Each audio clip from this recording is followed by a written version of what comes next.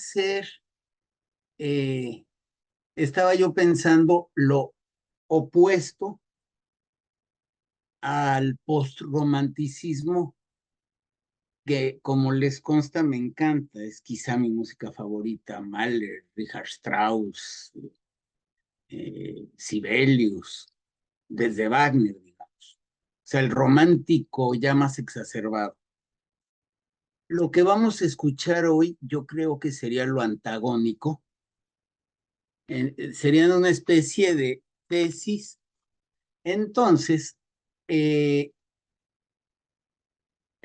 hoy vamos a escuchar la primera, así como ya di la quinta sonata para cello.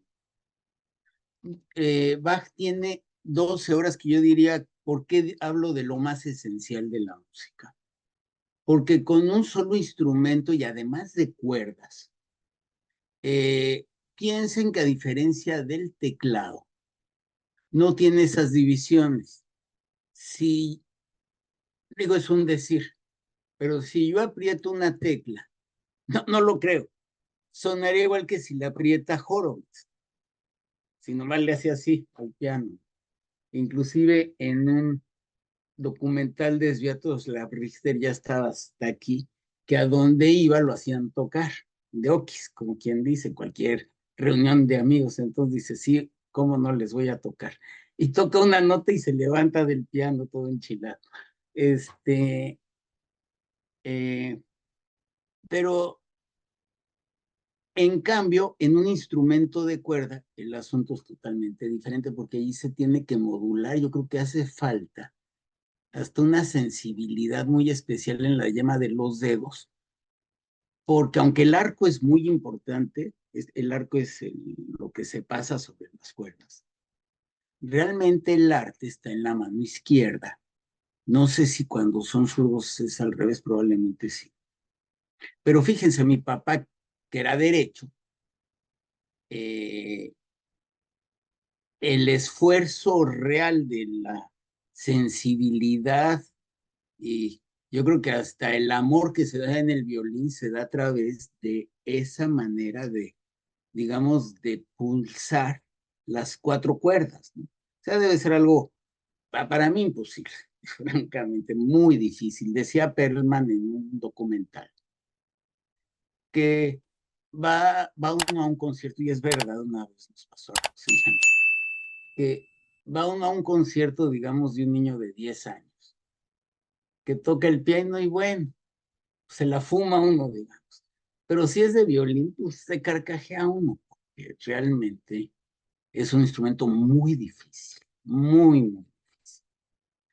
Bueno, entonces el banquete que nos vamos a dar hoy va a ser, en este caso, me voy por orden. Miren, cuando escuché partes nada más del primero y del segundo movimiento, me doy cuenta que, y si está Rosy se va a acordar también, que no sé, es una sonata muy familiar. Yo creo que mi papá la ponía mucho, porque yo me acuerdo, obviamente, de los conciertos, pero yo creo que esta sonata la ponía mucho.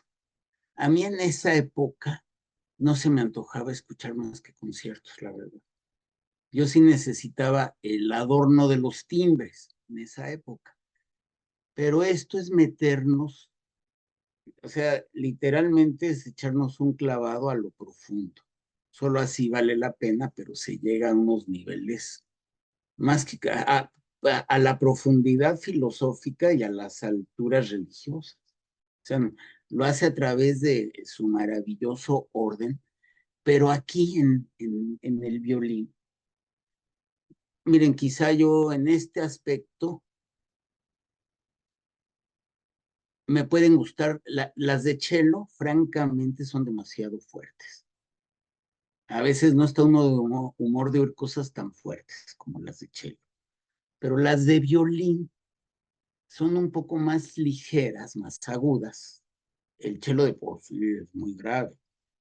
En cambio, el violín es como más agudo, más, aunque a veces eso agudo irrita, pero es quizá más fácil de comprender el violín que el cello. Y por supuesto, es como una soprano contra una contralto. o un tenor contra un bajo, pues es mucho más fácil que modulen. ¿Cuántas sopranos hay que de coloratura, que de esto, que del otro? Contraltos, según creo que Bruno Walter, nomás ha existido una verdadera contralto, Telín Ferrier, que es la mujer más baja, más alta, más grave. Ok, bueno. Entonces, miren, por alguna extraña razón que desconozco, y no quiero, ni creo que valga la pena, francamente, que hable yo mucho el día de hoy, ni de la historia, ni del año, bueno, nomás, yo creo que ya todos recuerdan cuál es la fecha de Bach, dos, tres, cuantas cosas rápidas de su vida. Nace en el año de 1685 y muere en el año de 1750. Justo el mismo año nace alguien que tiene mucho más éxito que él en vida, pero incomparablemente más porque no era un empresario muy exitoso. Que hace poco, ¿quién? Una gente que respeto mucho. Creo que Harnoncourt. Dice que está en otro nivel. Bach y Händel. Y no solamente ellos dos, sino que Alessandro Scarlatti, el de Sicilia, no el de Nápoles, que eran colonias españolas dentro de Italia. Ahora hay italianos en España. Esto cambiado. Bueno, eh, el caso es que escogí a dos intérpretes.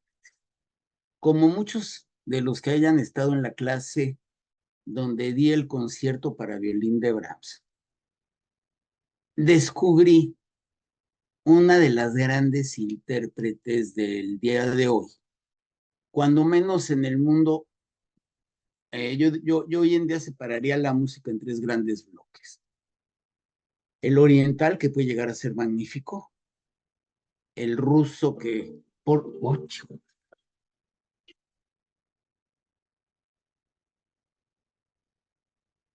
el ruso, que esos sistemas de gobierno desde 1917, ya más de 100 años, gobiernos, y desde antes, gobiernos totalmente dictatoriales, salvo una cuasi democracia muy corta que no supieron manejar, porque cayeron otra vez en esto. Eh, y lo occidental, yo creo que dentro del occidental, digamos, de la generación que sigue a la mía, yo soy de la de Pérez, ¿no? De la que sigue, la que más me ha impresionado es precisamente la que tocó el concierto para violín de Brahms, que es Julia Fischer. Entonces, como les había prometido, lo iba a poner con ella. Me interesa muchísimo cómo entiende a Bach. Y con uno de la generación anterior también magnífico. Yo me acuerdo la primera vez que lo... Eh, ¿Cómo me impresionó? Tocó el de Mendelssohn, que no es de mis favoritos.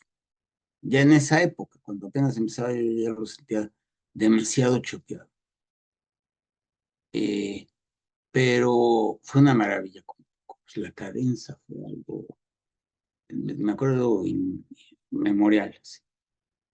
Eh,